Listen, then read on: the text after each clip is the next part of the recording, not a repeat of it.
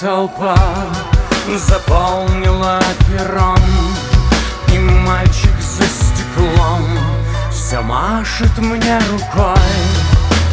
Каждая судьба завязана со мной, и в памяти живой давно снесенный дом. Любовью чужой горят города, извилистый путь затянулся петлей. Когда все дороги ведут никуда, настала пора возвращаться домой.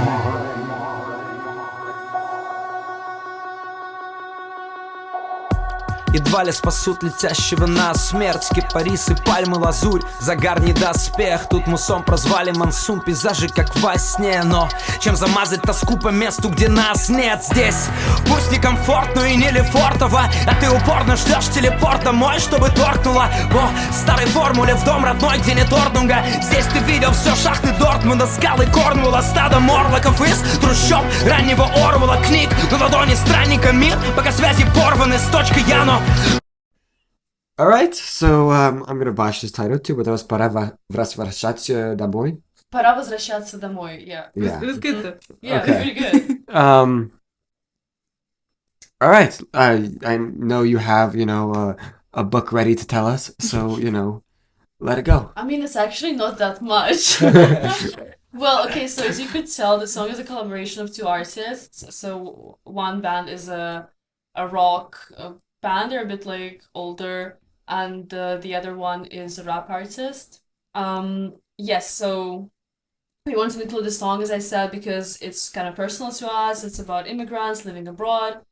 And this song was actually dedicated to people coming back from immigration in the 1930s, 1950s, because as you know, probably as you know, that there was a big wave of immigration from Russia when the revolution was happening in the early 20th century. And then these people who they moved to Europe, many moved to Berlin, to Paris, to Istanbul, and they were coming back despite the fact that they knew that they would face repressions like from the government. Wait, so they left during the revolution and then came back in the 30s or something? Yes, so that was this is literally what the song is about. I'm going to read a few lyrics, but I really suggest you go ahead and read the full lyrics because there is so much meaning. There's so many references to culture, to literature, to classical literature from Russia and not only from Russia. Took me a while to get to comprehend that. Yeah. No, it's mostly in the rapping part, so yeah, it's hard to like really listen to it. But I'm going to read like I think one paragraph from the lyrics to just so you get the idea. So, what's there to do? To say stop? To give up and write under the table? To chicken out? To fear that you'll die like an immigrant's vocabulary? Without real life speech in your native tongue? You thought you could survive without it, but the distance doesn't shrink. You thought it would pass, it was nothing. The distance heals, but your language hasn't changed at all. So it's really, I feel like it speaks so well to people who experience living abroad, like in a foreign country where you speak your language, but it's like you speak, I don't know, like English, for example, but still with an accent, like people can tell you're not from here. Mm-hmm. And you still like you want to speak your language, you want to kind of be with your people as well. So yeah, I think this song is really relevant now as well because of course many people are leaving Russia these days because of the political situation as well, and of course I'm sure many of these people really want to go back. I mean, I think of course with the situation in Russia right now, like but also in other circumstances where people I guess in a way you could say being like leaving their home country by force, like because of external circumstances. And it is like it's a painful experience, right? Because I understand that, for a lot of people, there is this sentiment that you do not want to leave. It's just that you have to, whether it's for better economic opportunities, right? Or whether it's for, I mean, for us, for our education, stuff like that. Like, yeah, no, I mean, all of us in this room are immigrants right now, Yeah. right? Essentially. Yeah, like all of us in this room are immigrants right And I now. think So, it just applies to so many groups of people. So it's either people living country by force, it could be for educational purposes like us, could be for Personal money, reason. but money reason, personal reason. So it's just like even though it's obviously related more to like Russian people coming back in those ages, it's still applicable to I think anyone. Even like if you moved by your wish, you still often miss home and you want to go back, but you're like, should I not? What's the best opportunity? Which is like the constant moral problem of the people.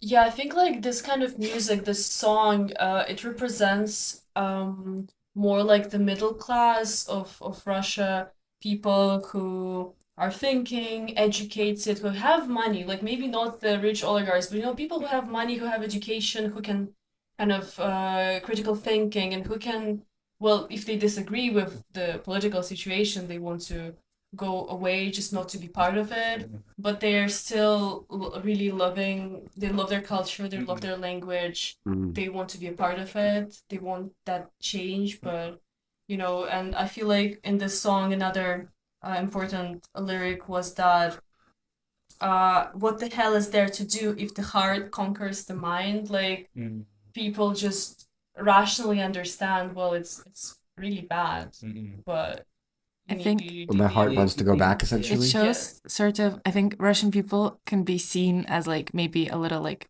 depressive or like, I don't know, if you don't really know them, like there's just this kind of idea of us being like Stereotype. more depressive or more mean.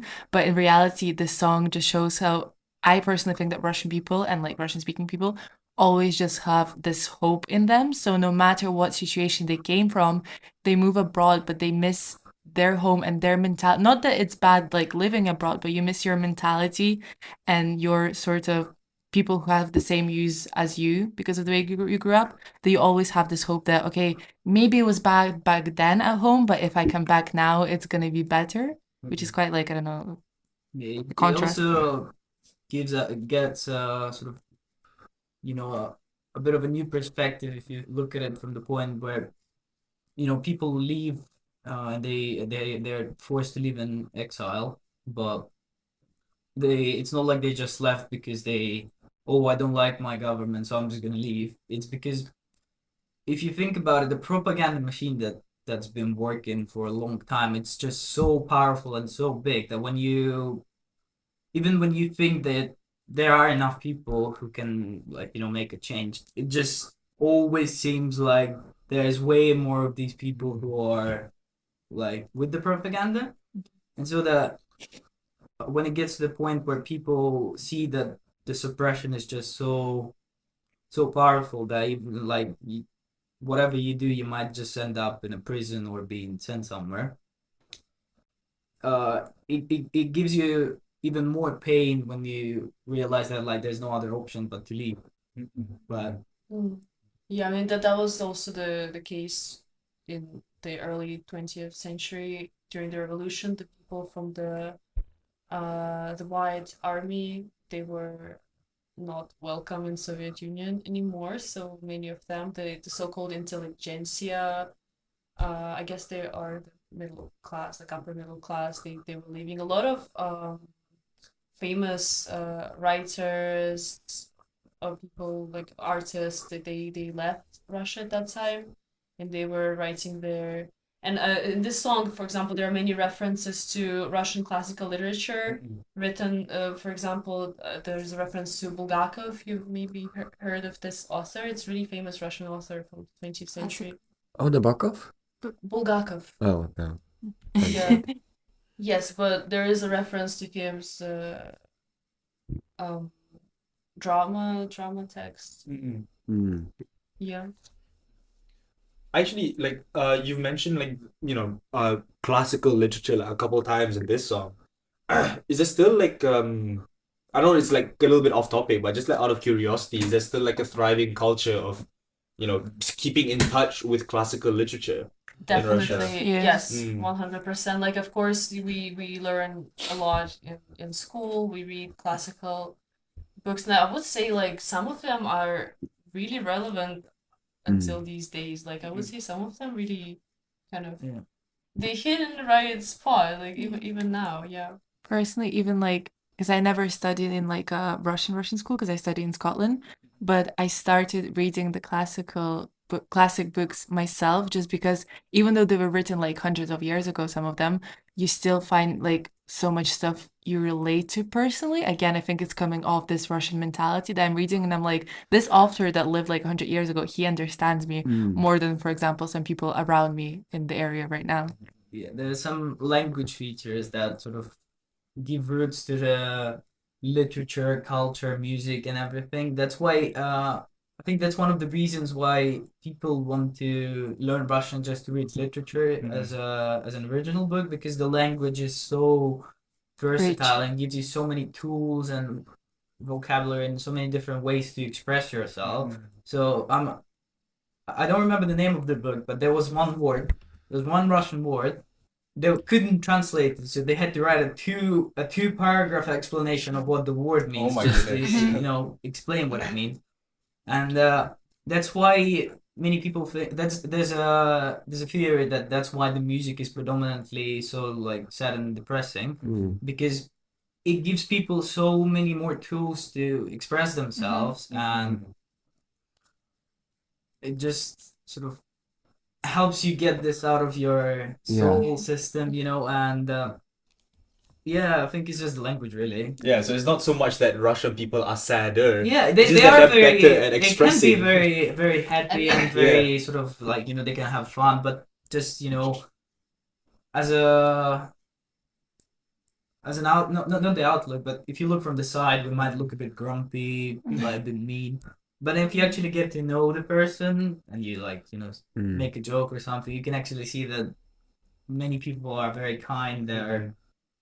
They've got this sense of humor. They're, There's normal like people. there's this word, I don't know how to translate. It's like dushevny in Russian. It's like Yeah, like very, I think when I think of Russian people, they're very like, not all, but like many with their soul sort of. So you think, oh, they look this grumpy from the side, but you start to speak to them and you're like, oh, they're really talking from There's their so much more soul, to their them. personal experience.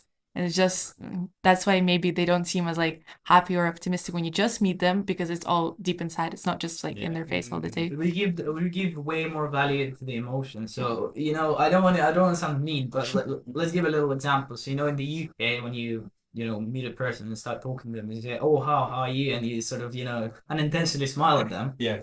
This would never happen to you. No. People would be like, "Yeah." I have another example. But then once you get this contact and you know that you can sort of trust this person, Yeah. that's when you get this warm relationship going, and this is, I think, the main difference.